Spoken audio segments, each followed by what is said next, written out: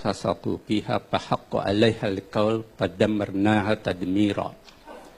Ini bisa jadi untuk filosofi kita berbangsa. Jika Allah Tuhan itu menghendaki sebuah bangsa itu hancur, maka dia biarkan para elit bangsa itu untuk berbuat sekehendaknya, al-mutrafun, lalu diingatkan oleh mereka yang membawa kebenaran, Rasul dan siapapun yang membawa kebenaran. Dia tetap tebal muka, dia tetap ugal-ugalan, dan dia tetap gegabah, dan bahkan dia terus berjalan dengan kesalahan dan keserakahannya, lalu bangsa itu menjadi hancur. Nah, ada 3 hal yang membuat bangsa ini menjadi retak. Pertama adalah sifat sembrono dari mungkin warga bangsa atau elit bangsa, siapapun dia. Dan sikap gegabah sembrono ini lalu menjadi culture, lalu dibenarkan oleh publik gitu ya. Kemudian yang kedua, sistem yang luruh, yang lemah. Jadi sistem tidak lagi sistem hukum, sistem politik, kemudian tidak bisa lagi tegak di atas mana yang benar, mana yang salah. Semuanya menjadi serba abu-abu. Lalu terjadi suasana yang uncertainty, ketidakpastian. Dan ketiga, value. Nilai-nilai kita berbangsa yang disampaikan Pak Zul itu tidak dipahami, tidak dihayati, cuman dihafal.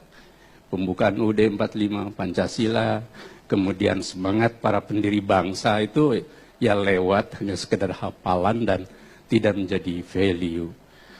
Tapi kami optimis karena arus besar kita ini sebenarnya masih ada dalam sebuah semangat untuk bersama.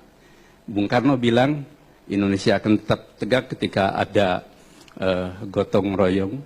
Bung Hatta bilang ketika kolektivitas itu menjadi napas gerakan hidup kita, dan hampir semua tokoh bangsa yang punya jiwa negarawan mewariskan nilai-nilai itu. Tinggal maukah kita semua termasuk yang hadir di ruangan ini untuk menyerap nilai itu dan mempraktekannya dalam kata, bukan dalam retorika.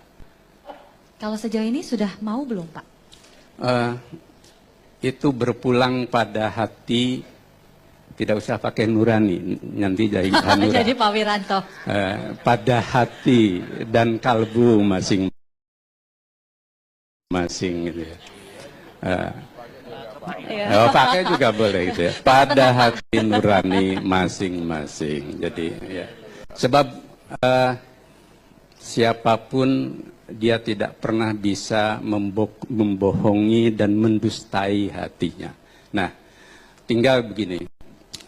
Kami Muhammadiyah, Nahdlatul Ulama, dan kekuatan-kekuatan agama di semua sudut negeri ini sebenarnya punya semangat yang sama bahwa retak wajar, ibarat sebuah rumpun bambu yang dia bergerak dan kadang juga saling bergesek gitu ya. Tetapi kita harus terus berdialog dan kita terus mencari jalan, tapi kuncinya ketulusan. Ketulusan. Jadi selama kita masih berpura-pura, selama kita masih memaksakan kehendak, dan selama kita masih juga ingin ugal-ugalan di tengah keprihatinan rakyat kita,